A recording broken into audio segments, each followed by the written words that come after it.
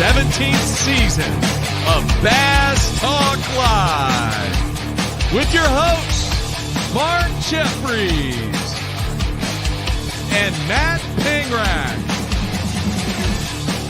BTL is brought to you by Lawrence, Bass Cat Boats, APCO, Ducket Fishing, Strike King Lures, Sunline, Big Bite Baits, Spro, X-Zone Lures, Yamagatsu, The Bass Tank, and Denali Rods. BTL coming at you. Good Wednesday, everybody. Welcome once again to another edition of BTL Bass Talk Live, where Matt and I are going to talk bass fishing and anything else that we want to talk about. And, dude, I'm gathering up animals in pairs this morning. You're also hacking up a lung. That's because you had something in your truck. I don't know what it was. Pick Jeffries up from, what's wrong with your truck now? No, nothing. What's wrong with the vehicle? It's the wife's car. She drives the Aston Martin? No, the Grand Cherokee. Oh, sorry. The 2014 Grand Cherokee. Oh, okay. What's wrong with it? The remote engine start won't work. And with it getting cold. You keep that car in the garage. Yeah, but when she's at work. Oh, I see. She likes to start it, so we're good to go. I got it. So we're on fall break. All right, no class today, tomorrow, or Friday. I thought, hey, let's take care of the wife's car. There you get go. it fixed for her. And big day on Friday, too. Friday's her birthday. Oh, so, what do you got planned? Well, I'm going out of town, so. Oh, you got bowling. Yeah. Thursday night, we're going out. And then. What does going out mean? Like club? No. Collared shirt? Dinner at a nice place. Tennis shoes, or will you put on dress shoes? No, tennis shoes. Yeah. One of her favorite places. What's the nice place? I don't even know what it's called. It's a Mexican restaurant downtown. Cantina? No, it's not a bar or anything like that. It's just this very small, very quaint, really, really good food. Because it doesn't matter for me, man. Because I can't taste anything. Oh, you still can't taste anything? Not because of it has COVID, nothing to do with COVID. Still because of your accident. Yeah. So that's not coming back. No. Ever. It's not looking good. I mean, I have till March. Good thing that what you ate anyway was tasteless for the most part. I mean, just with your health and stuff, like you weren't a huge, it's not like you're Guy Fieri over there. No. Anyway, so. We had a derby yesterday. They actually got a day one of the U.S. Open, the WON Bass, W-O-N, Western Outdoor News Bass, U.S. Open. We got to say the U.S. Open because the U.S. Open qualifier, Johnny Morris's tournament, takes place this weekend on Grand Lake, then to qualify for the $1 Million Championship. But this is the WON Bass U.S. Open. This is the first year you've missed it in 8 years? Long time. 8, 9 years. That was your annual journey to the craps table. One time a year that you would play. Yeah. But they had it historically low waters yesterday for the second time in the history of the U.S. Open. They canceled a day because of weather, as we talked about on the show. They actually were able to fish yesterday, 200-boat tournament. And I tell you what, a guy who has had a massive resurgence in his career, starting with the top 10 in the 2019 FLW Costa Championship, is Rusty Saluski. Yeah. Then he went and he won the Pro Circuit title. He got the belt, and then he's been on a tear. He's got almost a pound lead over Travis Jewell going into the final day of the U.S. Open. That's a lot. Explain to people who haven't covered it, how big is a 1 pound lead like compared to on Grand Lake? Is that like a 3 pound lead on Grand Lake? It's like a 5 pound lead. 1 pound.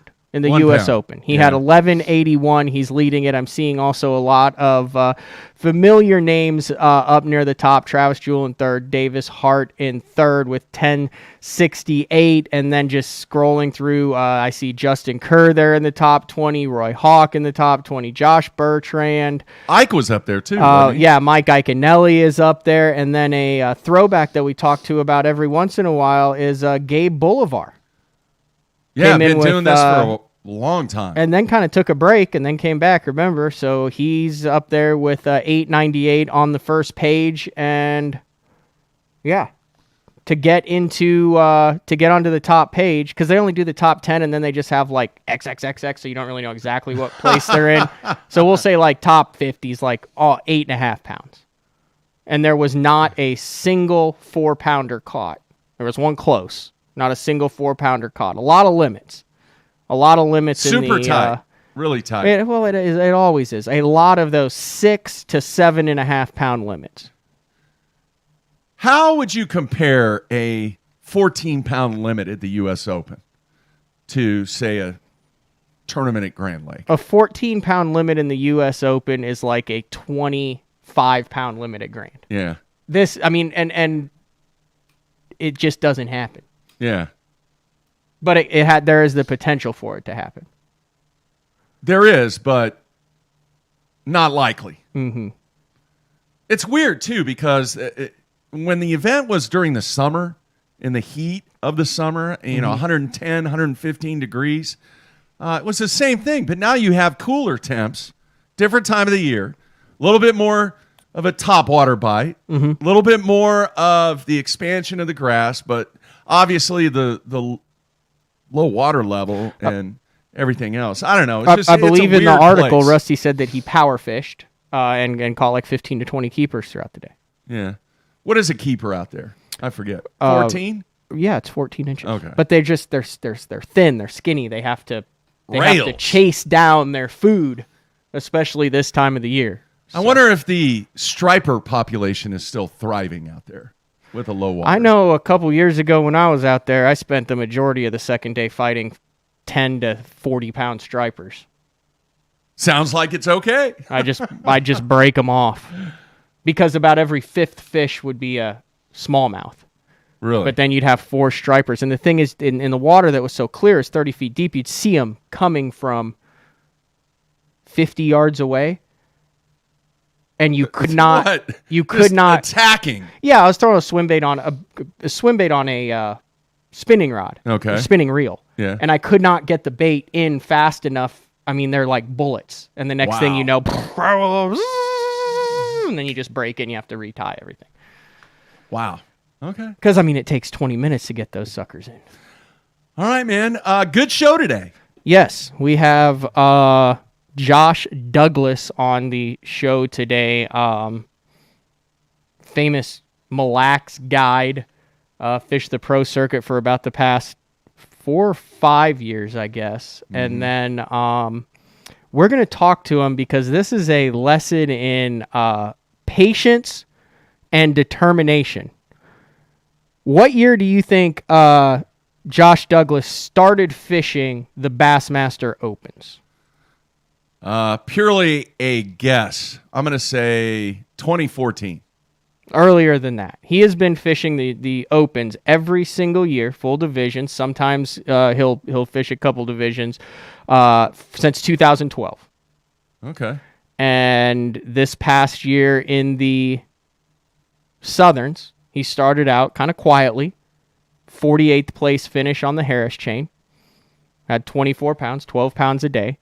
Then he kind of got into his wheelhouse, I feel like. He was able to put his head down, get behind the console and graph. He's a big grapher with the Navionics. Hopefully I'm going to pick up a couple tips on how to get mine dialed in more. But he knocked out a 3rd place at Douglas. During that event, he almost watched me run into a hazard buoy at 70 miles an hour when I wasn't paying attention. Not good. He was fishing next to it. I was like, oh, there's Josh Douglas having a good, there's a buoy. And then went to Lake Norman, which was also kind of a spotted bass offshore deal, and knocked out a 7th place, was outside going into the final day, and then Blake Smith, who was leading the tournament with like 15 pounds on the first day, comes in with like 0 or 1 or something on the second day. Blake was in. He drops out. Josh has a good second day.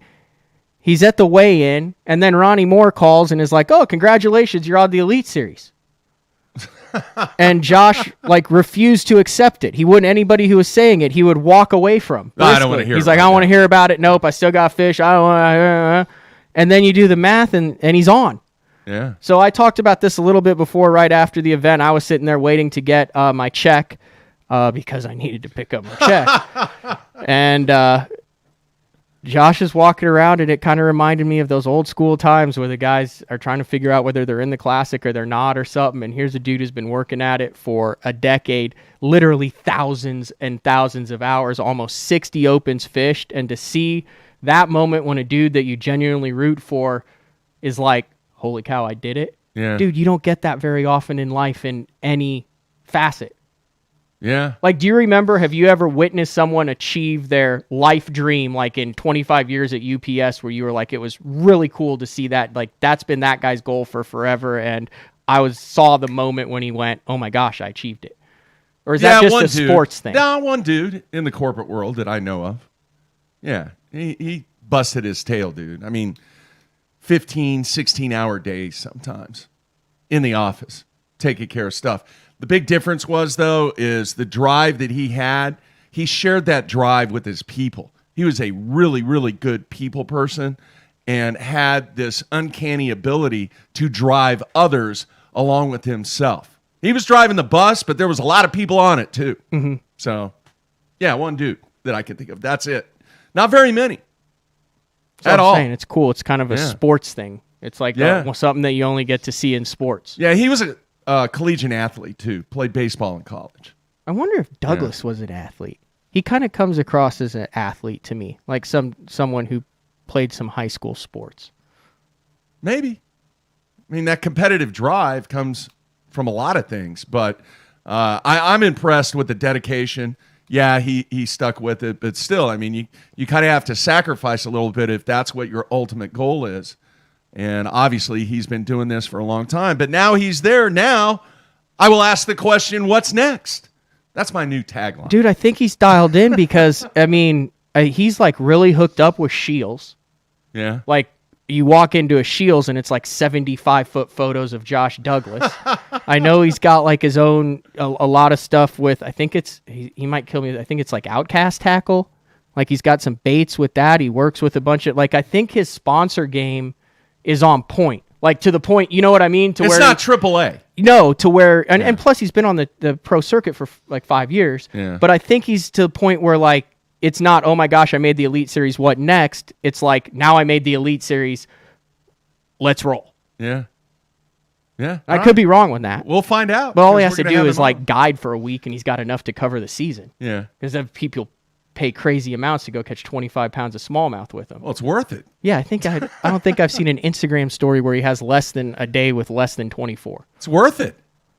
That's a good return on your investment there from an entertainment standpoint and engagement. You're pretty engaged if you're out catching 25 pounds of smallmouth. If you had to go out with a noted guide right now across the country, who would you pick? Would you do Matt Reed and Falcon? Would you do like a Travis Manson up on Lake Ontario, a Douglas on that? Would you go down to Florida? And people are going to give me grief on this, but honestly, you know what I'd do? I'd spend a couple days with Frank on Erie. Oh, that's a good call. Yeah, with Frank Scalish on Lake Erie.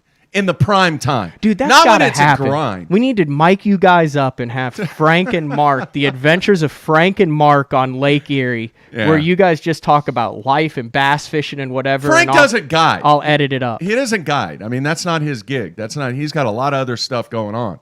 But that would be memorable. I mean, I've done it one time back, when the Elite Series went out of Buffalo.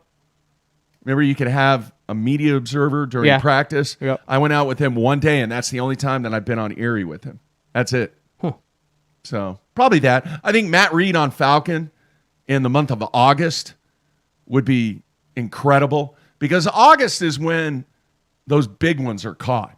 Mm-hmm. Not during the spawn. It's August for some reason. We've had Matt on the show, and he's talked about that. But either one of those, great calls. And then going out and catching 26 pounds of smallmouth with Josh, that would be pretty epic too. Yeah. So a lot of choices. Or Harold Allen, crappie fishing on Toledo Bend. I don't know. That one might take the cake. Just so I could hold up my gold Aberdeen hook and say, Harold, minnow me up. Oh, Matthew, let's go catch it. I could see him going, you can get your own dang minnow. Yeah. Yeah. So, does Ike win the U.S. Open? That's the question. You don't think so? No. He's got one day. He's had a heck of a year. He's qualified for the Elite It would Series. be cool. How It really far- would be How cool. far back is he? Hold on just a second. So he has 950. Has a Bassmaster Classic champion ever won the U.S. Open? Yeah, a lot. Rick Klon. All right. I just thought I'd throw that out there at you. That's the obvious one. Anybody else? Bassmaster Classic champion. It would almost have to be a West Coast guy and Murray and Perch. Rick is the obvious one. Is there another one? I don't think so. You might research that one. So Ike has 950. Rusty has 1181, 950, 1050, 1150. Be hard to do. 2.25 pounds back. That's a mammoth makeup. But Rusty also had one of like 6 or 7 3-pounders. It's still a lot. Let me see if Rusty's co-angler had a big fish, because you can do that. Rusty's co-angler had a 215. So half That helped. half of their bag basically was 2 fish. Yeah. Otherwise, he's back down in the 8s. And Ike, Be hard to do, man. It really Ike had would. a 2. Look, we're talking about these are just like just normal keeper fish right now. That's how it is out there. Ike had a 282 in 950, so that's like a third of his bag Yeah. in one fish. You know, he catches 3 of those, then we'll see. But highly unlikely, but mathematically possible. You like that term now, don't you? Yes, mathematically possible is that's the area that I have lived in for the last 6 months. Josh Bertrand also has a legit shot. He had 993. Roy Hawk, boy, after the couple years that he's had, it'd be nice to see Roy Hawk. He's won it before, hasn't he? Yeah. He had 10 pounds with a 3-pounder. Man, I missed that tournament. I wanted to fish it so bad. I was planning on fishing it this year as a boater. It was on the schedule, and then Smith Lake got scheduled on top of it, which ironically fished identical to the way that Lake Mead fishes, fish size and numbers. So Yeah. Yeah. Hey, by the way, there was a post out there about the Frank Jr. and Matt teaming up against. that's still going down. We're still trying to make that happen. That's all on me because it has to do with my schedule with basketball in school. So I'm trying to get that worked out. We're definitely working on that to make that happen at Lake of the Ozarks. So, hey, we can do it in December. You know why? That's some of the best fishing in the country in the month of December. As long as you have someone else in the boat with you. Yeah, Didn't Frank. you fall in the fall one time by I yourself? did at 10 Killer. Almost died. Had to straddle the trolling motor, the actual, and paddled over to a dock. And there was a dude that came down from one of the houses there in Terrapin Cove and came down and helped me. We got to get Gabe Boulevard on the show.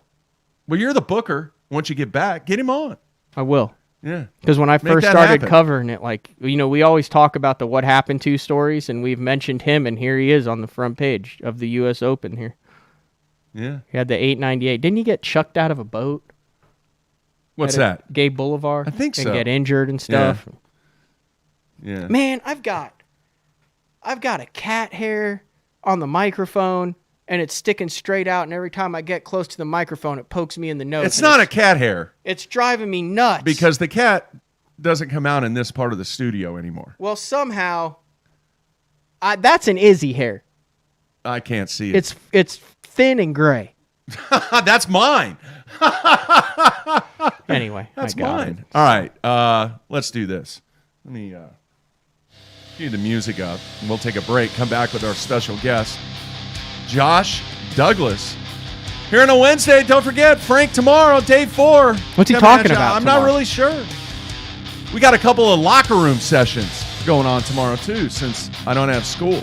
We're cranking those back up. So we'll see what Frank has to say tomorrow. I'm ready to talk to Josh Douglas. Yeah, we'll take a break. Come back with our guest. Everybody stay tuned here on a Wednesday.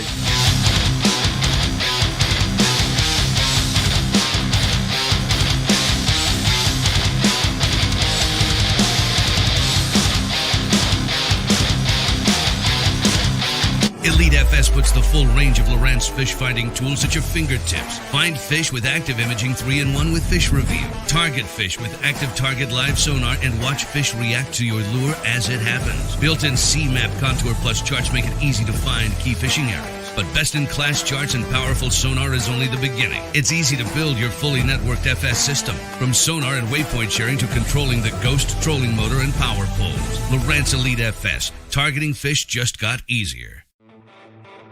Basscat's legendary 20-foot platform has been paired with angler-approved accessories for 2021.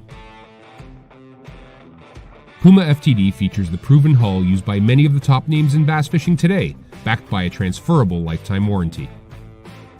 The Puma FTD boasts a full team deck concept which enhances efficiency for you and your tournament partners. Turnkey tournament winning performance. The Puma FTD SP from Basscat. There's one. You know what works. Now you need a bunch of them so you don't run out on your next fishing trip. The Big Bite Pro Packs feature 25 baits per pack at a price far below that of having to buy 5 packs of regular baits. Now the Pro Pack has a big brother, the Mega Pack. The Mega Pack features 100 of your favorite baits. With these, one bag is usually plenty to get through the day. It helps me stay organized, helps me save money, helps me catch more fish. All of us on the Pro Tournament Trail use Gamakatsu hooks. Why? Because they are absolutely the best. It's not about how many bites you get. It's how many you put in the boat. Gamakatsu makes hooks for every fishing style. We didn't come this far to lose fish. Did you? For more information, visit gamakatsu.com.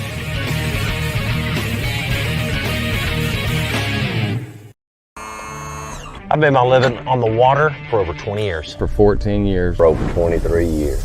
I've worn a bunch of different clothing brands over the years. Some companies big. And some companies small. All of them said they were making clothing for us. But none of them knew us. None of them were us.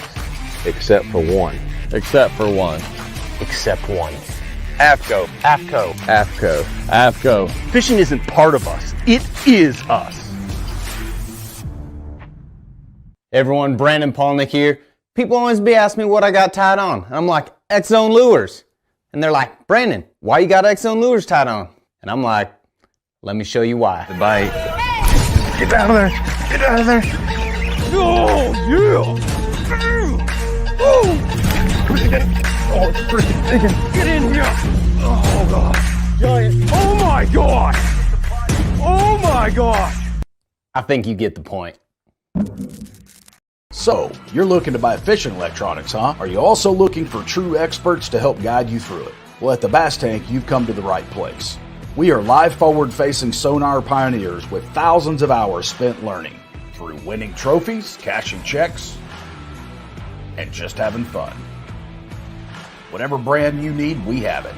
We offer free shipping, and we have 2 financing options available. Our experts are here to help you. Call us today or visit thebasstank.com. Preparation is key to success. And that preparation starts well before you ever hit the water. You're only as strong as your connection to the fish, and your line is that critical connection. Confidence in your line every minute of every day on the water is a necessity, and failure, it's not an option. Sunline makes the fluorocarbon, nylon, and braided lines to give you the strength to guarantee your confidence.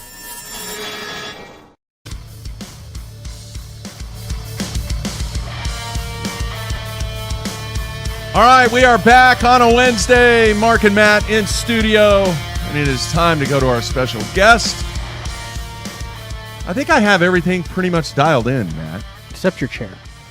It's still squeaking, isn't it? It sounds like you're about to fall over every time you move. Just give it a little wiggle. Listen to that. Oh. That's not good for a big man. No. Probably need to get that replaced soon, dude, like everything else that's been replaced. That's $100 to secure your good point. Safety. I'll work on that. I'll get that done, man. That thing pops, it crackles. How many years have we had these chairs? We've had these chairs forever. Yeah, since I've been here. Yeah.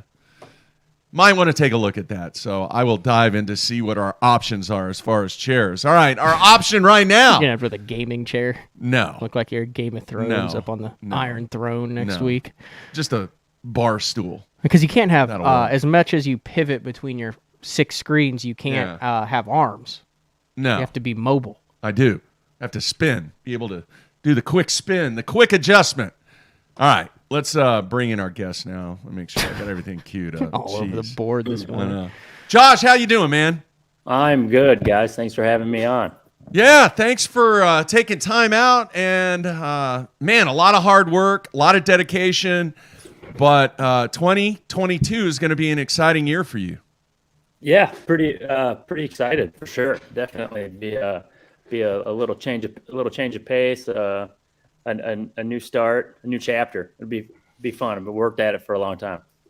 All right, how much time have you really taken? I mean, it's clearly recorded, and the experience and the hard work that you've spent over the years that Matt talked about prior to you coming on the show here.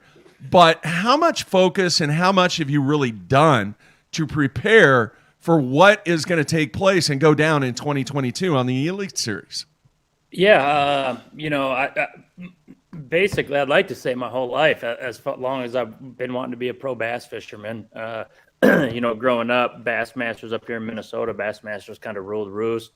So that's what I watched, growing up. That, and of course some FLW stuff, and then everybody from fishing shows to wherever I could get knowledge to learn to get there. I think I'm ready. I know I'm ready. Matter of fact, I can tell you, it's been. I'm sure we'll get into all this in the road there, but it's been a 10-year road to get to the elites. I won't begin to tell you. I thought I honestly didn't think I had a chance those first few years. Matter of fact, I had a sponsor from Japan that was going to help me pay. I don't come from money. I got very, very supportive parents, just not financially. Just that they go chase your dreams. They're super proud of me now. All that kind of good stuff. But I had an opportunity. I was really coming along good in the state. I was winning some tournaments, cashing some checks, and I had an opportunity to sign up for those opens in 2012 with a sponsor, and I took it.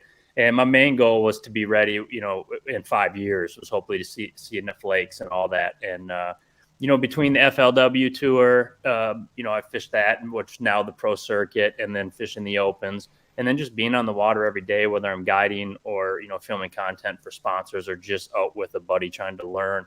I know I'm ready. I couldn't be more excited with the timing now. It drove me nuts 6 years ago, getting so. I've been one out before.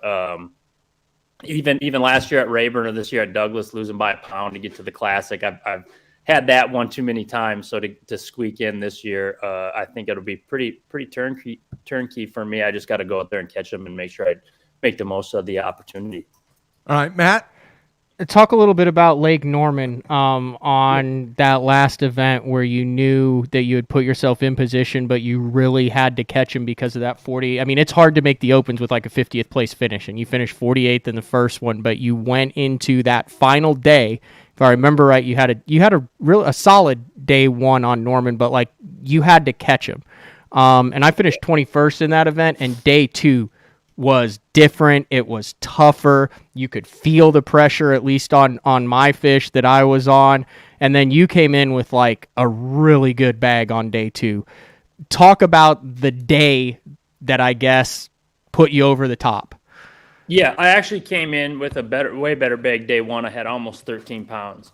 Day two, I kind of squeaked by. I agree. I thought it was super tough. Day two, I had like 9-1, something like that on the second day.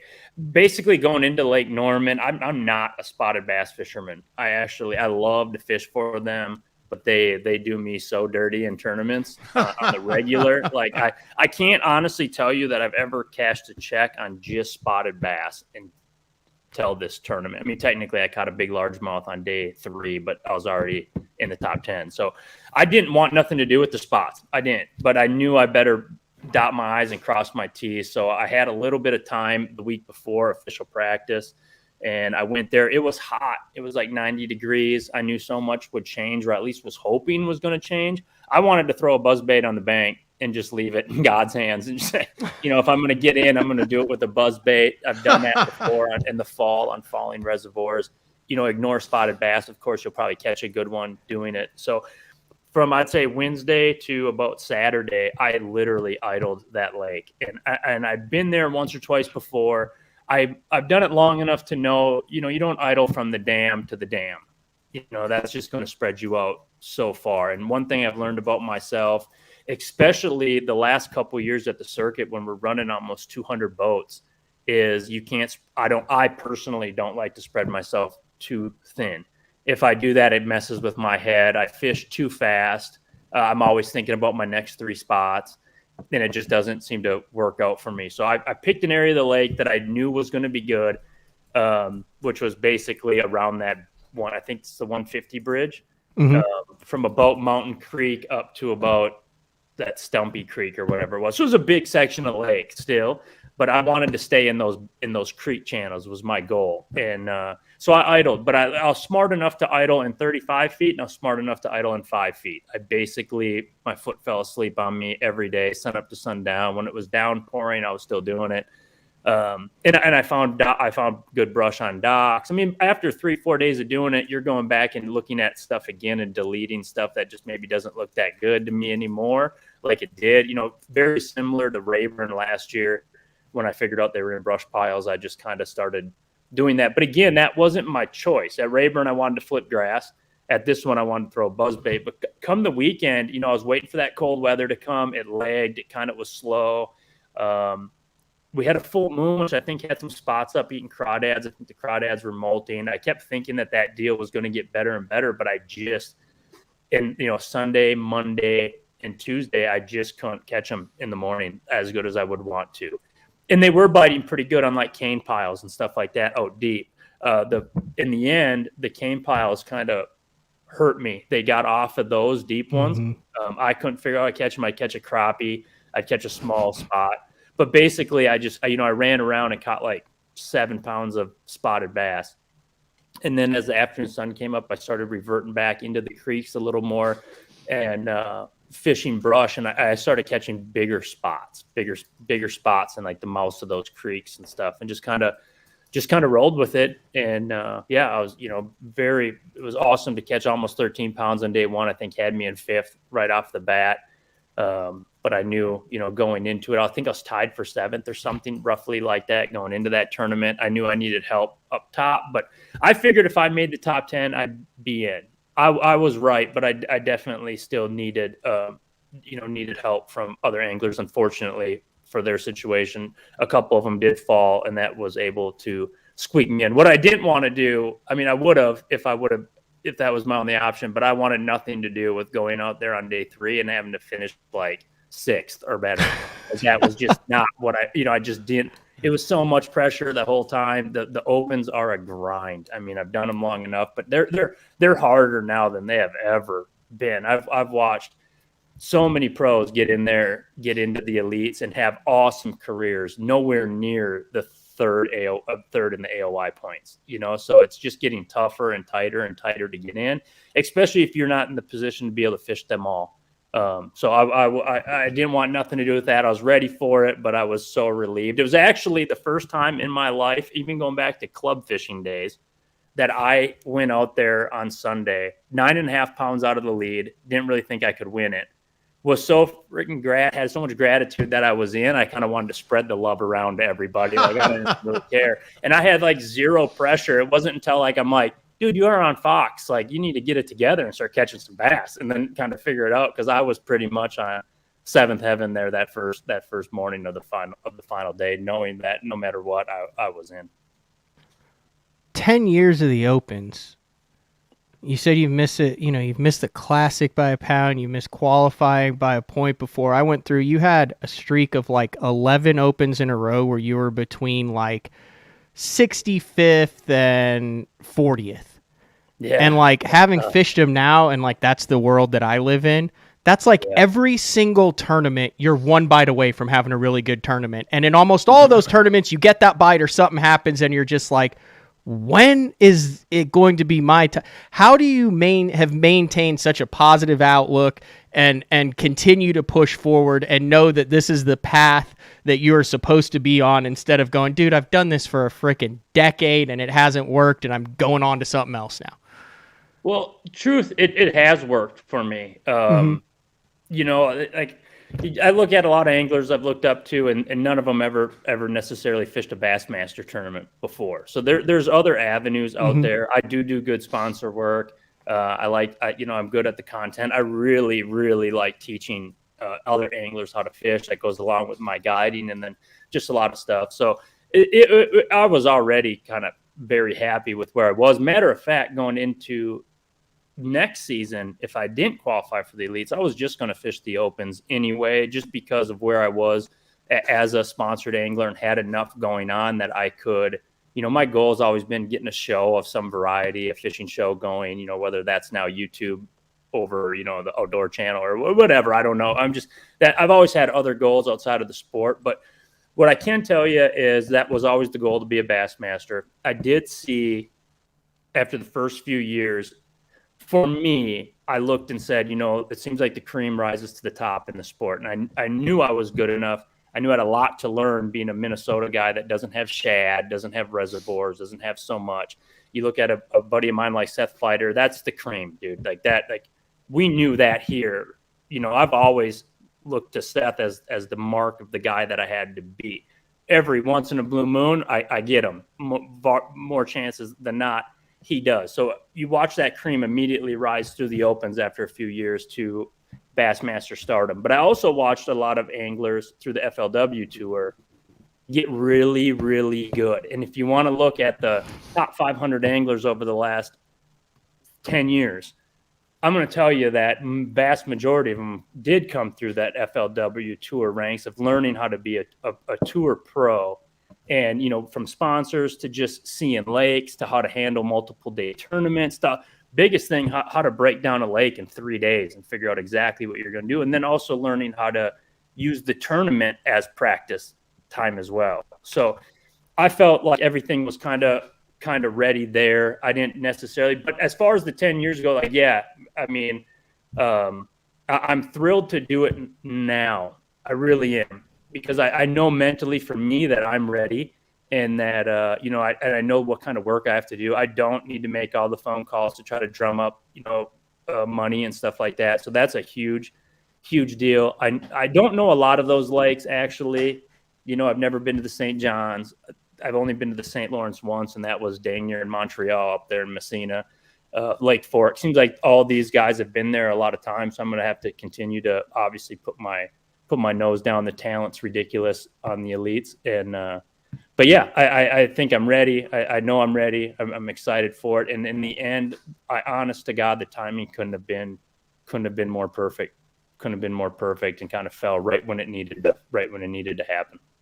All right. A lot of people, Josh, are wanting to know title sponsor wise. Obviously you're heavily involved with a number of really good companies. Do you know what your wrap's going to be next year? What can you say about that? I'm sure it won't look much different. I think we might jazz it up a little bit, maybe wrap the camper and stuff, but it'll be a Shields wrap, Navionics on front, Shimano and stuff, Hercules. It's all the same. I mean, like I said, I had an awesome group of sponsors I've worked really, really hard for. If anything, this is their time to shine a little bit more for keeping me around as long as they did and giving me the opportunity to make a living, for me to leave bartending, for me to help get my wife out of US Bank and be able to be the one that does a lot of my photos and videos and be able to travel on the road. So as far as all that goes, I think you're going to see the same Josh Douglas you've always known, hopefully just holding a blue trophy one day. All right. Very nice. Now, I'm curious, you've been doing this for a long time. Obviously we've discussed that numerous times, but how would you classify your versatility with the different bodies of water that you're going to attack in 2022? You know, let's face it, some guys are better at other things than they are things that they see throughout the season, and they kind of struggle a little bit. But I get the perception that your versatility is a little bit better than what people might think. What can you say about that?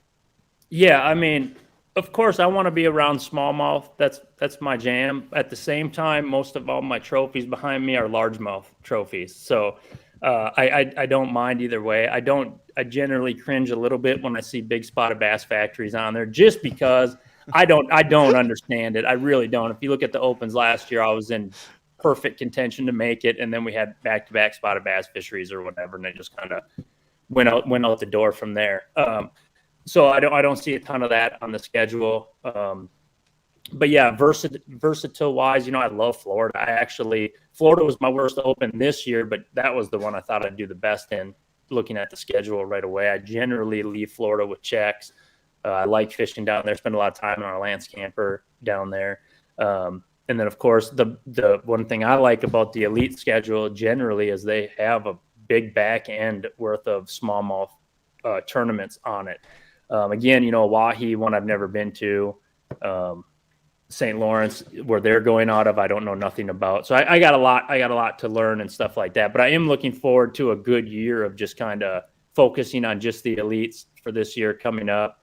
I got a good opportunity to maybe start on the right foot. But the versatility is huge. Definitely is a big deal, seeing these different lakes and just understanding what you have to do and how the tournament will play out. And another big one, one of the things I didn't really love or wasn't meshing well with the MLF Pro Circuit was 2 days of practice. That's just not my thing. And I used to be so afraid to say stuff like that because, again, the cream rises to the top, the best anglers, whatever. But if you got 20 years on me, you got 20 years on me. And that's a lot of knowledge, to crunch in. And when we're going to lakes I had never been to, 2 days, I was just, and it was my fault. I was chasing my tail a lot in those practices for a guy that does want to get behind his graphs and try to find isolate it, make it fish a lot smaller. For me, that proved to be a little bit difficult. So I am looking forward to the 3 days of practice.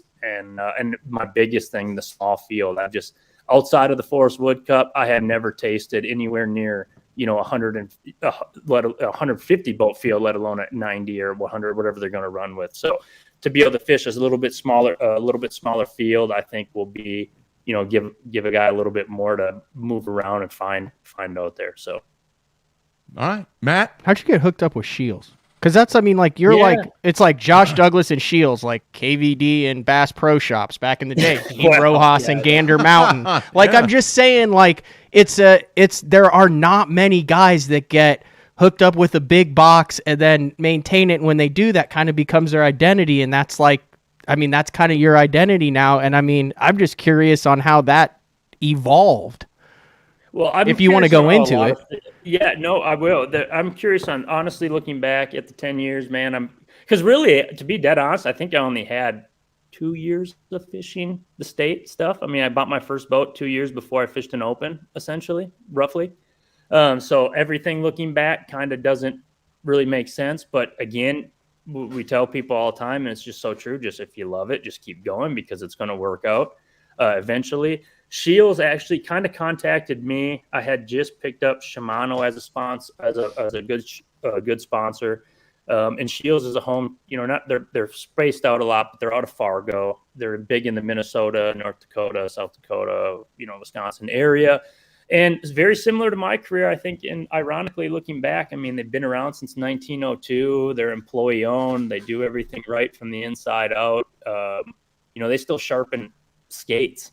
As a big box store, you just don't see that kind of stuff. So I just think it was good. And then I got invited actually through Shimano to go to Shields University, which is an employee only thing that they do, which is awesome. You're gonna be hard pressed to find more educational employees than you will with Shields, and that's because they do stuff like these universities. And I went there and I did a couple seminars, and with Bree's help with PowerPoint and my gift to gab in front of a mic, we did really well. And next thing you know, it was just kind of a Shields deal was on the table, and I haven't looked back. I'm very, very happy to wear the Shields name all across the country as I grow, because if you look at them, they keep popping up new stores every year too. And if you haven't familiar, check them out online.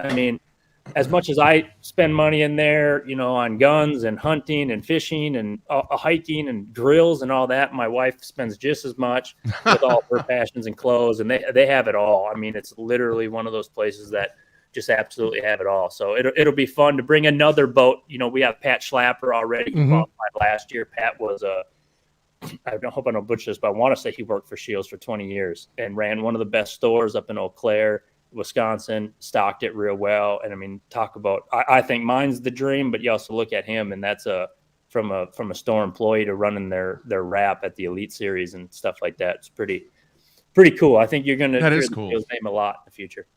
Yeah, that's real cool.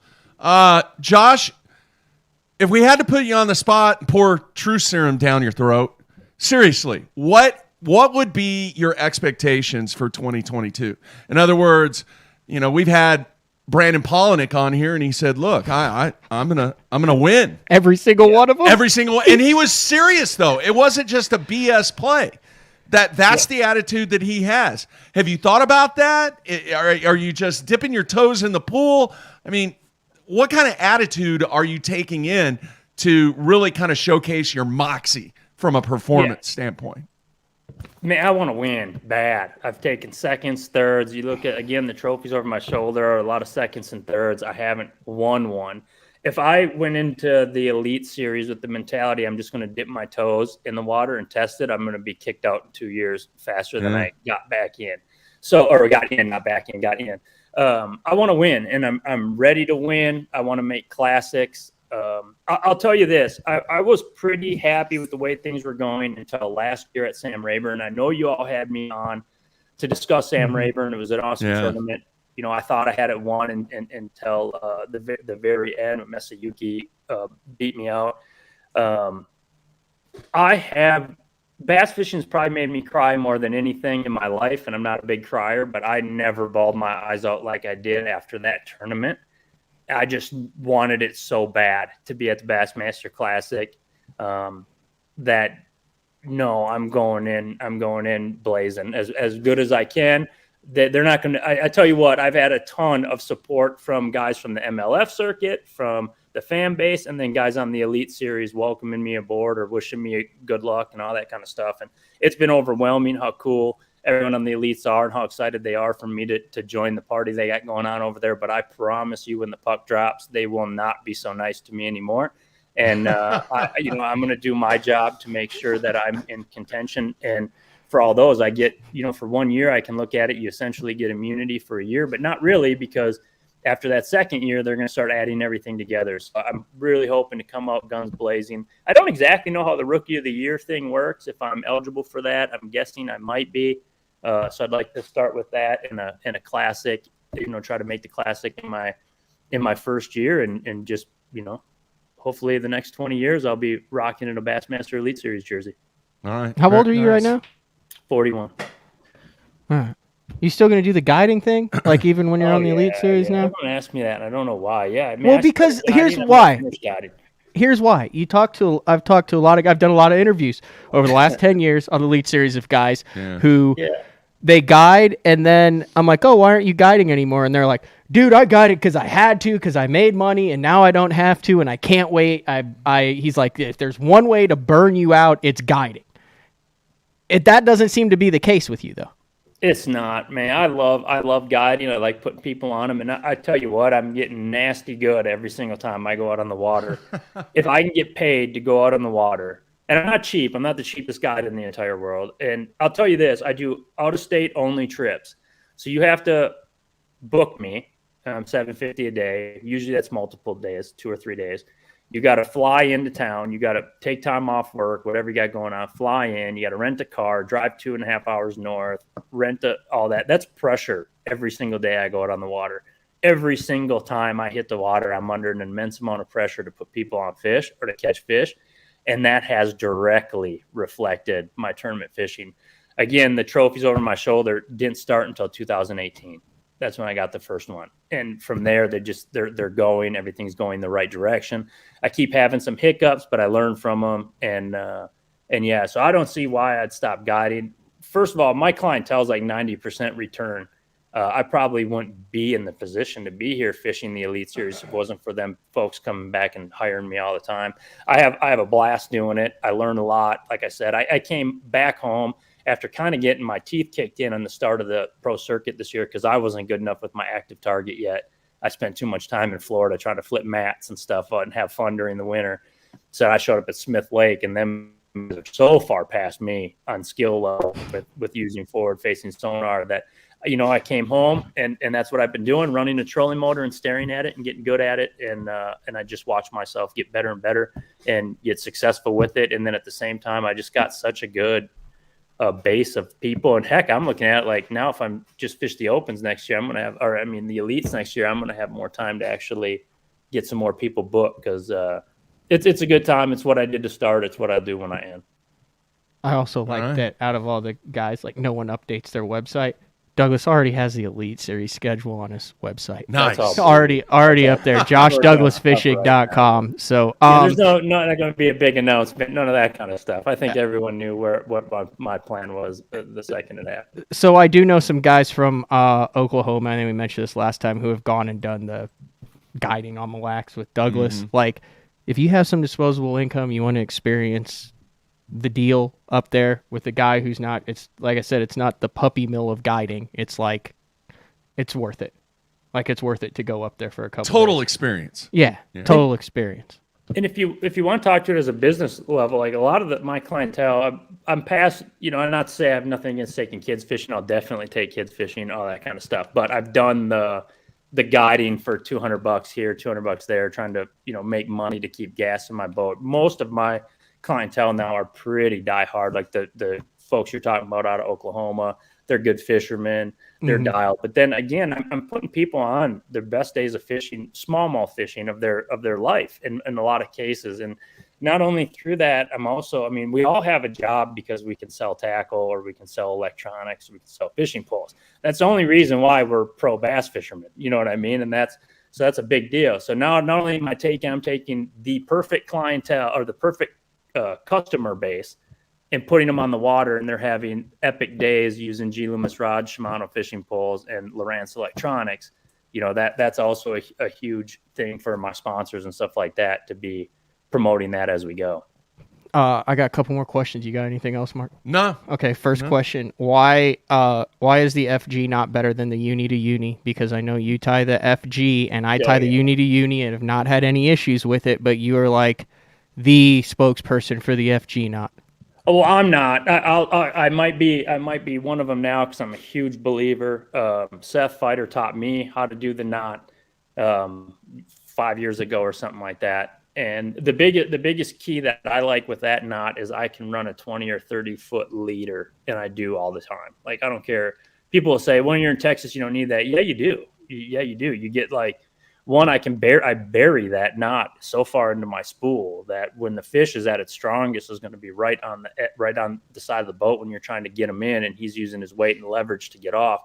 I'm not going to let it slip. Now, a lot of those other knots won't slip either.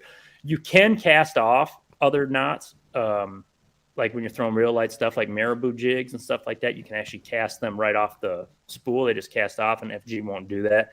But the biggest thing is I'm getting the best of all worlds, because if I run a 20, 25 foot leader, one, I can legitimately do the knot in under 2 minutes. Like, I can legitimately do it quick. But I do it for my guide clients. I do it for everybody. Repetition is like anything.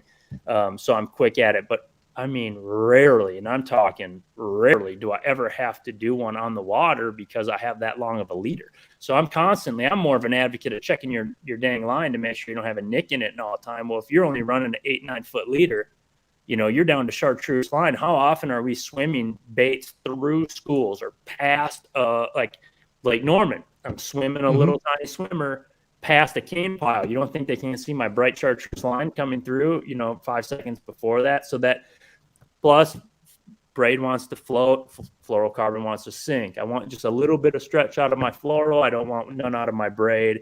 It's just kind of the best of all worlds. But that, being able to bury it in my spool is definitely the key. It never catches. You see one on your graph and you drop, it's not going to catch on itself like a modified Albright or something like that would. All right. So it's more about the benefits of what the knot allows you to do than the actual strength of the knot. Strength of the knot itself. That makes a whole lot of sense. Yeah. Because I still do the uni to uni and the Palomar, about the only two knots I tie. And I say when I start breaking the uni to uni, when I start breaking the Palomar, then I'll learn all the fancy ones. But that makes a lot of sense. Does. And it was, I was, especially the lighter line, and when you're using that swimmer, it is nice. And that uni does have a tendency. Sometimes it'll catch on that first guide when you're reeling it in. It'll just go and stop, and then you have to back it off. Sometimes you get one that's not super clean, and you hear it go out, and it's just super annoying. So that makes sense. The next question is, all right, we're not going to get into the whole best setups for your units and GPS and all that. I send you questions occasionally on that, but I just want to know, like hypothetically, you got a HDS Live unit.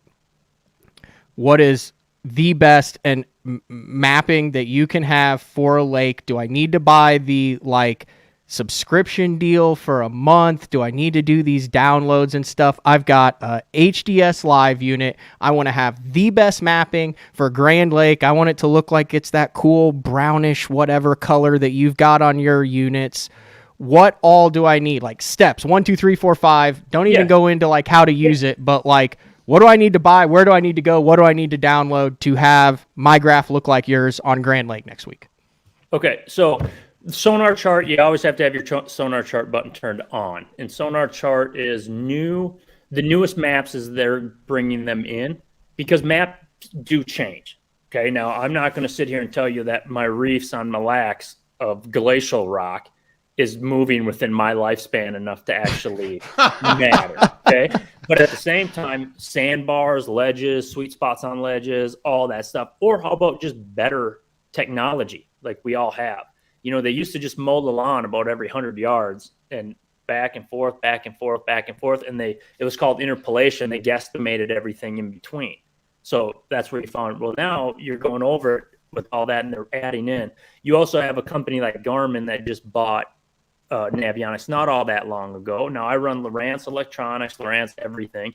But Garmin did pump in a lot of funding and stuff into the Navionics brands. Now I'm finding newer, better maps. But the relief shading is my new one. And that's where I'm getting not just colored contour like you find on a C-Map or any of the other brands, but you can also see the shading. That has changed the game for me and how I look at my maps. Now, I've been essentially one of Navionics' poster boys for a long time. I've been, done that a lot. So I get that I look at mapping a whole lot. And, whether I'm on the water or not, I'm always looking at mapping. But one thing I've noticed is some of my guide clientele or even co-anglers who are of an older generation, they're looking at these new relief shading maps and it makes sense to them right away because you can see the shading. You can actually see how it all connects. I'm finding spots on Mille Lacs I never knew existed because now I'm seeing how that reef kicks out and changes by the shading. So to answer your question, to be able to do, I believe now any of the Navionics maps, and we can only talk Lowrance because that's really all I know as far as. And that's what I've got, and we're good with Lowrance, so let's go with Lowrance. Perfect. On a Lowrance, I believe all the cards now have sonar chart, but you'd want the platinum card for that region that you're in. East, north, and the central one or the south. So you'll have and you just want to pick that region and use it. And then as far as relief shading goes, you got to turn on the functionality on your graph. You have to download everything onto the card. So when you get a card, it comes, if you buy a platinum card right away, it comes with a free year of subscriptions, which essentially allows you to download any maps you want, in that region or that country, depending on the card. At the same time, it also gives you access to relief shading, which that you have to download because now you're asking your card to carry a ton of data for just that. Now, we don't want it for every lake. That would bog down units, even units as fast as Lowrance's or quad-core processors. You're going to bog them down by asking to put on a ton of fine detail on a lake you're never even going to be within 100 miles of. So I'm going to take my chip that I bought. Yep. And I'm going to put it in my computer, and I'm going to go to navionics.com, and I'm going to register that chip. Yeah, that'll download the software, and from there you have a year to just go on and start. And then I'm going to pick Grand Lake. Yep. Or whatever lake it is. Yep. And I'm going to put it on that chip. Yeah, I'll give you a best way to do it. This is the easiest way to do it. Go to Scheels, and buy a Navionics Platinum card, and then go to joshdouglasfishing.com, go under videos, and you won't have to scroll very far, and I'll walk you right through how to upload relief shading onto a Lowrance unit. Phenomenal. Cool. It'll take care of it. It's helping a lot. It's helped a lot of people out, including myself when I had to figure out how to do it. But that relief shading is really, really awesome. It's appealing to the eye, and it allows me to see stuff that you just don't catch on regular contours. Okay. Yeah, I need to go do that. That's how I figured out how to get the drop pins on Google Earth moved over to my unit was Edwin Evers. Did a video on that. And I was like, because I mean, like, I kind of get it, but like I don't get it. Like, you know how I am with technology, Mark. If I know A, B, C, D, E, F, G, I'm great. But if for some reason it goes A, B, D, C, E, F, done, totally done. Like I'm spun out. There is no troubleshooting with me. So as long as it's a step-by-step deal, it's so like I went. This is no joke. I went at Thousand Islands for 5 days, and I'm like, the mapping here sucks. And I even bought the Canada one that you told me to buy, and I'm like, it still sucks. And I'm graphing out here, and I'm like, what the hell are they doing over there? And they're like, out in the middle of nowhere. Well, I didn't have that sonar chart button turned on. It's like some button, it's like 2 settings, and then you hit it, and you're like, oh, look, I've got contours. I had like blue and it'll always be on once you turn it on. I wish there is a reason why they can't. I forget what it is. It's something to do with federal water compared to whatever. But yeah, that sonar chart button, very important. It's one of the number one questions or easy fixes I have when guys pull up on my boat and said I have no map. I just jump on the boat, turn that button on, they're good. Do you mess with the C-map a lot? Because I found like some that it's like built into my Lowrance unit, and sometimes I'll pull it up and I'll be like, oh, this is awesome. And you can do like the color deals where if you want to look at like 18 to 24 foot and it'll pop in red, you can do, all that stuff. Or is that something that you're... Yeah, I have some, they're built into my units. They keep all my units updated and all that kind of stuff with all the best stuff. I'm a firm believer of this. I know I'm sponsored by Navionics. I'm supposed to promote nothing but Navionics. I do believe they are the best mapping. I don't think anyone, especially since they work in almost everybody's units, should always have one. But I can't just throw one crankbait and expect that to get the job done. I can't use one fishing pole, expect that to get the job done. So if I'm constantly comparing any maps I can look at, I've seen some really nice ones from when they're sending their boats out there. I mean, it's a race. It's a race for technology, including mapping, that's only going to help the anglers in the long run. So I don't think there's an easy answer to that. Besides, I think it's always good to have them both. And matter of fact, Navionics, I don't know if they still do it, but they used to promote that big time with like an updates card that if you had a competitor card, they would give you a deal on another Navionics. So it's something that you should just, probably always utilize. But to be honest, since relief shadings come out, I really haven't looked at a C map much, just because even with the colored contours, they don't have that shading quite like how that is working. And I watched that get built. I watched that whole process from sonar chart shading and all that to this final relief shading that they have. And it's really, it's a big game changer. And with everybody looking at technology these days and calling it game changing, like, active target, stuff like that, mapping, I mean, where do you even know where to start if you don't have a good map? I mean, from hunting to fishing, that's got to be the most important, to know where to start. From there, you can start breaking stuff down. Hey, Josh, I got a bunch of paper maps stacked up back here in the corner of the office. I just pull those out. I keep it simple. No, I'm just kidding, man. No, that was really, really good stuff. And, man, Matt and I both appreciate you taking time out and wish you nothing but the best in 2022. And it's impressive, man. You're an impressive dude. Definitely got your A game going on. And I know a lot of people out there are Josh Douglas fans and definitely pulling for you. Oh, man, I appreciate you all having me on, and it's exciting. Like I said, it's a new chapter. It was right on time. Super duper competitive, but at the same time, if you're having fun, you can have bad tournaments, and just remember that. You can have bad tournaments, and it's the worst feeling in the world. It really, truly is. Just like great tournaments are the greatest feelings in the world. There's a rush there. But if you love it enough, like, it's the only thing I know what to do the next morning. Is to go back. You guys asked about sports and stuff, and yeah, I played sports my whole life. I'm from Minnesota. Played hockey, played golf, played football. Diehard sports nut. I love the competition factor, but one beautiful thing about fishing, if you take care of your body, you can do it much longer than you can any other sport. So hopefully we're just getting this thing going. But I appreciate you guys having me on again. Seriously, you guys are awesome. Yeah, great stuff. All right, man. Be safe. Thank you. Have a good one, guys. See ya. See ya. All right, great stuff there from Josh. And apologize, his internet connection was a little iffy. His audio was golden though. His audio was good. So that's people, all that matters. Yeah. That's not all that matters. Well, but I'm just saying, like, it's not like he was the visual aspect of it was critical to the information that was portrayed. No, it was it's not good like he was stuff. giving away secret baits, holding them up and stuff. Hey, so I'm I guess I need to serious. go do the step by step thing and get this. Watch his video. Yeah.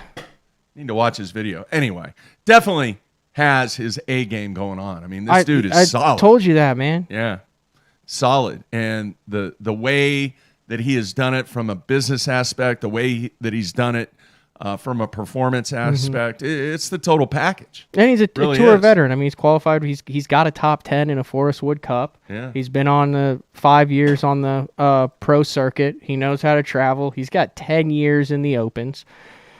Thriving guide business. So it'll be interesting to see how he does on the Elite Series. Yeah, will be. All right, we're going to take a break, come back, wrap things up here on a Wednesday. Everybody stay tuned. We'll be right back.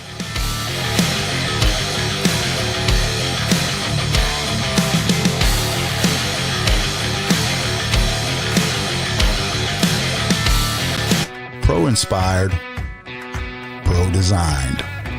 Tested and proven by legends on the water. Dominating the tournament trail for over 50 years.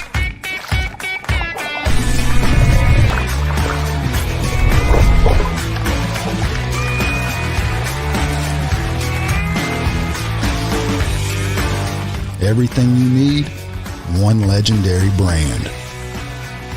Strike King. Hey guys, Major League Fishing Pro, Jacob Wheeler here with my new Signature Series line of rods with Duck It Fishing. We have my 7.2 cranking rod right here.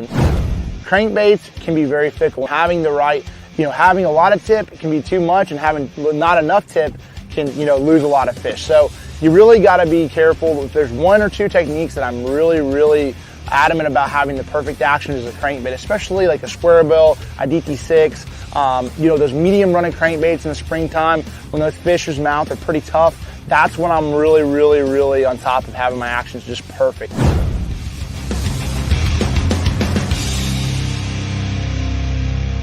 Everybody loves to chase bass on the water. But is your most valuable asset protected when it's not on the water? Empire Covers can preserve your bass boat against even the harshest conditions. When the storm is coming, that bass boat needs to be protected. Check out EmpireCovers.com for all your cover needs. Empire Covers is the ultimate solution when it comes to protecting that asset.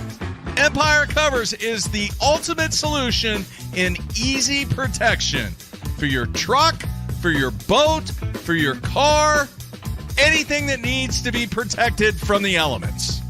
BTL listeners can receive free shipping plus an extra 15% off their entire order on EmpireCovers.com. Just use the promo code BTL at checkout. Empire Covers. Protect what you love. The Little John family of crankbaits designed by top tour pro John Cruz have excelled at catching bass in any condition for years. They all feature a flat-sided design and paint jobs that are seldom seen in mass production bait. The Little John family also expands with new rattling versions of the Little John 50 and Little John 50 MD. Both of these baits are proven fish catchers that will now be available in rattling versions for stained and muddy water. They feature the same great action and diving depths as the original 50 and MD sizes. The Ned Rig. What rod should I be using with the Ned Rig? My favorite is the Denali Lithium multi-spin rod. It's our 7'4" length, great Ned Rig rod. It's got a great sensitive tip on it. It's long enough where I can make long casts, which you're usually fishing clear water with a Ned rig, and it's got enough backbone to get those fish in. So check it out, Denali Lithium Series 7'4" multi-spin.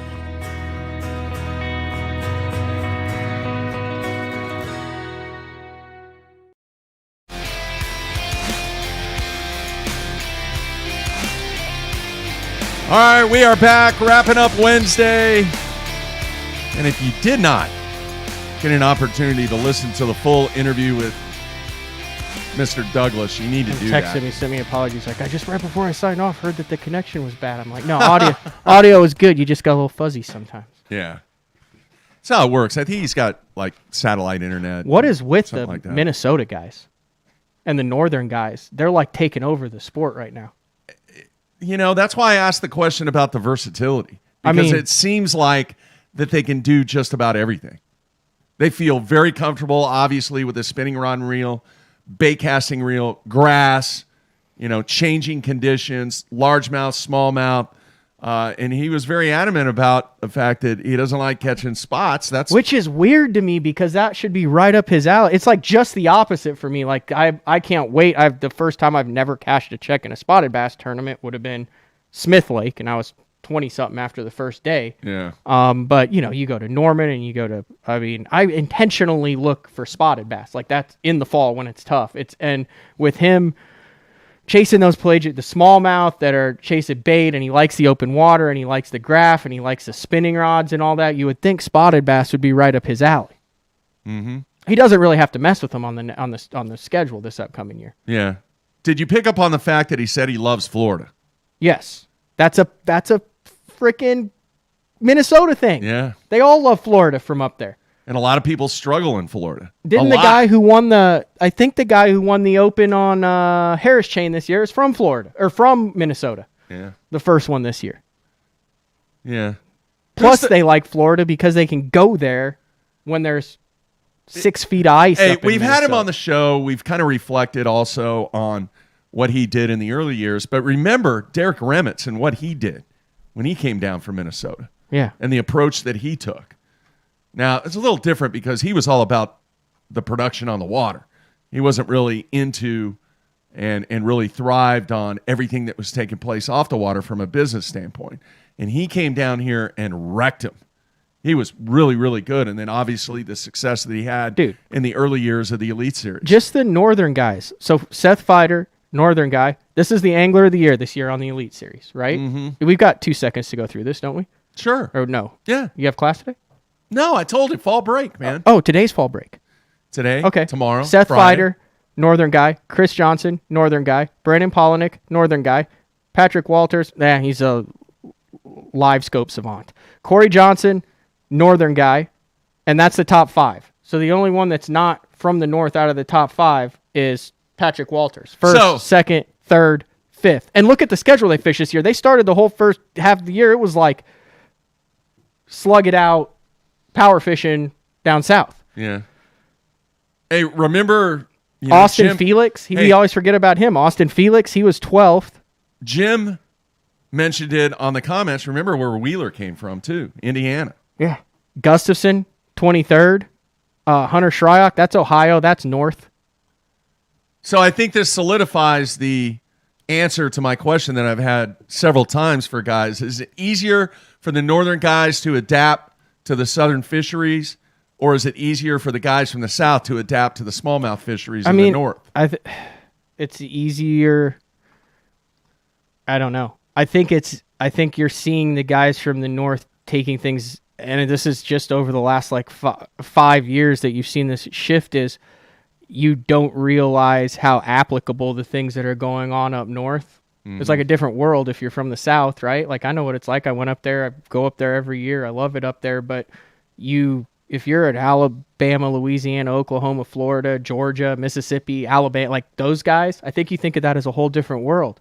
Well, there's a lot of applicable stuff that works up there that you can translate down here, and they do it better than you because it's all they do. Yeah, I get it. How shocked were we when Tommy Biffle won at Oneida Lake? You remember that? That was right when I was I was right when I was starting to get into it. That was the one where people were like, he's catching him out of water that you can see the bottom and there's not a fish there, and he flips in and there's a fish. Yeah. Yeah. I mean, that's really the first epic victory that I can remember on the Elite Series, where somebody was up north from the south that was doing something that just wasn't the norm. Just wasn't the norm, Matt. And then, obviously things happen, and then we've talked about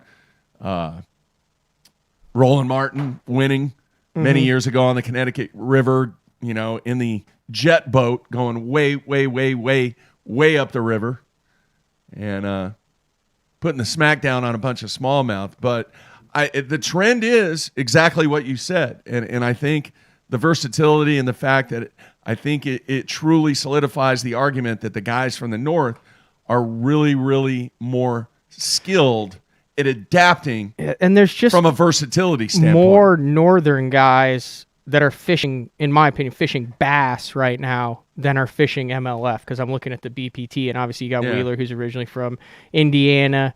But dude, if you look at guys who, and we've talked about this before, it's also crazy. You look at guys who you would consider the pinnacle of the sport achievement-wise over the last 25 years. Yeah. Non-traditional tournament fishing areas. Pittsgrove, New Jersey. Kalamazoo, Michigan. Indianapolis, Indiana. Rathdrum, Idaho. I mean, you can go back to the beginning there and throw Jay Yellis, who just did his Hall of Fame acceptance speech. He was from Oregon, yeah. Yeah. It's an interesting aspect of the evolution of the game from a profession standpoint in what you just pointed out. All right, man. Anything else? Hold on. I got to see if I don't want to leave out any of these. Any of these Wisconsin, Minnesota guys. Hey, real quick, there's a lot of discussion by the fans, and I've seen people discussing it on obviously on the comments, and it's a kind of a topic of discussion about is Ike in or out, and there was a random poll taken here on the comments, and I'll say this, and I mean, I don't know. I'll say that up front. I do not know. But I do know this. This is truly a family decision. This is not a decision that Ike is just kind of creeping along here, dragging everybody along and not saying something. I wanted to bring this point up too. So JT Tompkins is third in the bass. What? Nothing. Keep going. In the bat. What are you laughing at? Is this on the same subject? Yeah, 100% on okay. Ike. All right. Is that what you were going to say? Yeah. I feel, and this is just Ike, and I could be wrong on this. Only JT and Ike would know. Yeah. But I feel like JT Tompkins knows whether Ike's fishing or not. I feel like Ike has been in contact with him. I don't think he would let that guy sit there for months and not have anything to get ready, or say, hey, I'm probably going to take this, or hey, I'm not going to take it. Yeah. And then here's the other thing. Does it go down to fourth, or are they going to bring back another Elite Series I don't guy?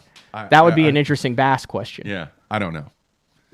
And somebody asked, when are they coming out with the list? They're probably not going to come out with the list until after Grand Lake.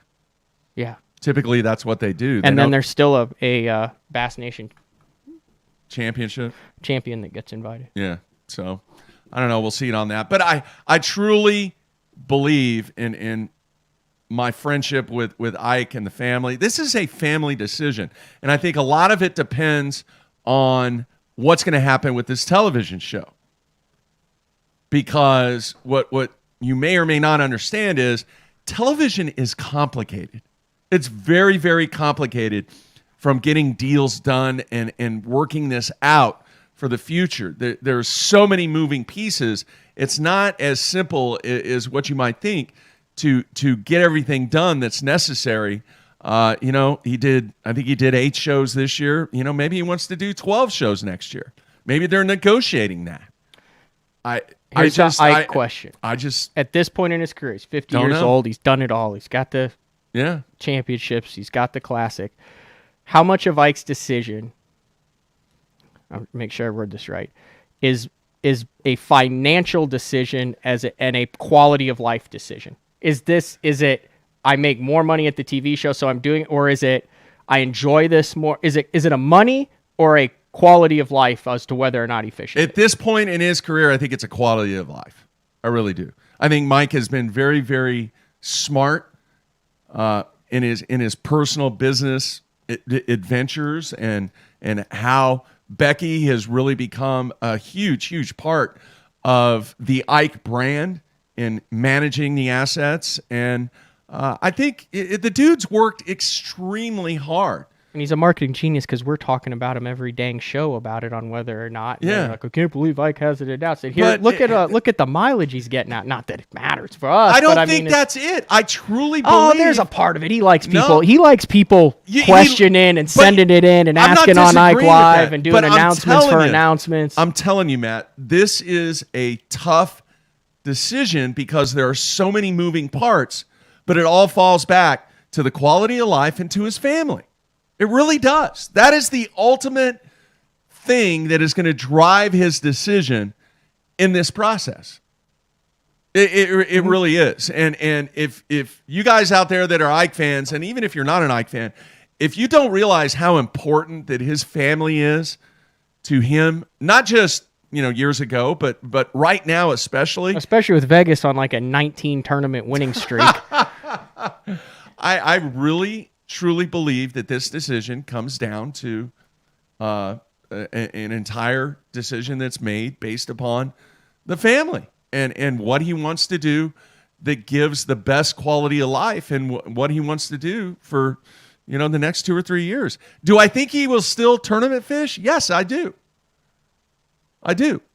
And what he does, that's going to be totally dependent upon what the situation is for happiness with him and his family. So we'll see, man. It's an interesting thing to follow. I get it why fans want to know. I get it why people are interested because they're Ike fans. They love the dude. And there's people out there that can't stand him. I forgot about that clip that we found. When was that? Yesterday? On the Jimmy Kimmel show? Yeah. I forgot about GQ's 10 most hated athletes. Yeah, I totally forgot about that. So... man. And the dude still wants to compete, man. He's still got what I call fire in the belly. He's got that fire in the belly, and he always will. But it's just a matter of what is the best situation for him and his family right now, and that's what it comes down to. He loves the TV aspect. I mean, he is so proud and so into doing television shows. Do you think if he had the opportunity of qualifying for the Elite Series through the Northerns, which is what he did, but not winning one, or making the Hartwell Classic, which is what the scenario is now, or finishing dead last in 2 of the Opens, not making the Elite Series, but winning one of them and getting in the 2022 Classic, which one do you think he'd take? That's a tough question. Tough guy. I would say the Classic. Yeah, so would I.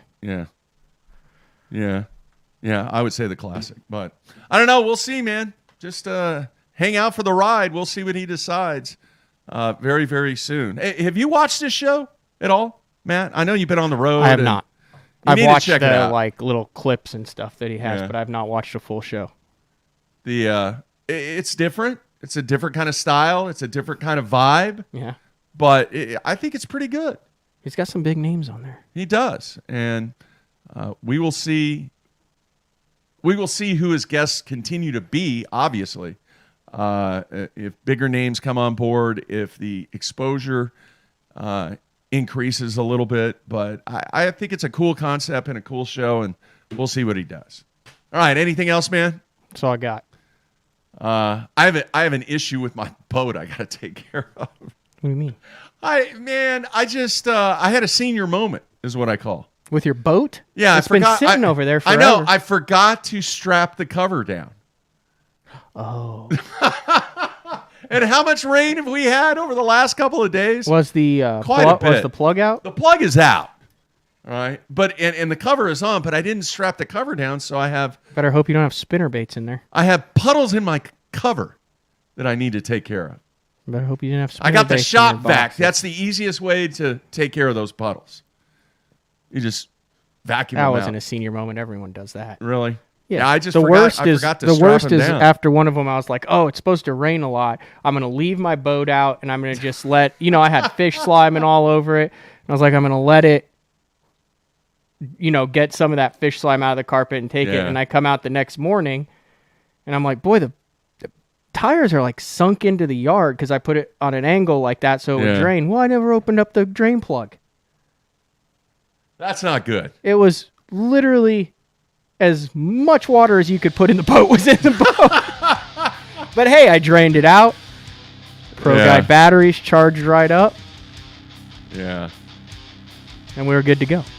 Yeah. I got a lot of stuff to get ready for Graham because I purged all of the northern stuff and spotted bass stuff out of the boat. I have to figure out if I have any bait casters that are functioning. And I have to go get all the stuff packed and ready to go for Grand Lake next week. I have to throw this comment up if I can get back to it. This is pretty funny. Let's see. From Clay. I think this is it. Mark, what if the decal lady showed up to the parent-teacher conference day and her kid was in your class while you were displaying your customer service flex? I missed that part. You mentioned you went off, you took your decals. I didn't go off. What, you took your decals to the sign and sticker place? Yeah. And they were like, we can't help you? It was more than that. I'll have to go back. What just show need was to go that? Back. I last week sometime. I don't know. I would be nice. I'm all about being nice. All right? I would make sure that Billy, I'm running She's a the student? Puma this year. And how long have I been running them? So since 2000. When did I run? That was my first one. So the end of 17 or 18, 19, 20, 21. 4 years? 4 plus years. I have not had a single latch break. I have not had anything rattle loose, good stuff. The entire time. I've not had I had one issue, like a little rubber thing on one of it came off and I had to push it back in and that was it. And I did have several screws, but I think they were on my add-on. They were my trolling motor and my graph that I still haven't figured out where they go. All right, day 4 tomorrow with Uncle Frank. Make sure you check that out. And then it has been confirmed. Matt's gone next week. And I think I'm going to have Ken Duke on Monday, pinch hitting. And then Boyd Duckett is going to be on Tuesday live and kind of give his, State of the Union of Major League Fishing after the completion of everything this year. We haven't had Boyd on for quite some time, so he's going to come on and see what he has to say about this season and what we could expect for 2022. So that will be Tuesday, and then Frank next week also on Thursday, and I'm working on Wednesday's show. So great stuff. The bumper music is still going. Wow. Yeah, we're good. All We right. didn't have a last-minute rant. Very nice. Very nice. So everybody be safe. Check us out tomorrow. And try and stay dry. I've got to go bail out some water. That's it. We're out of here, folks.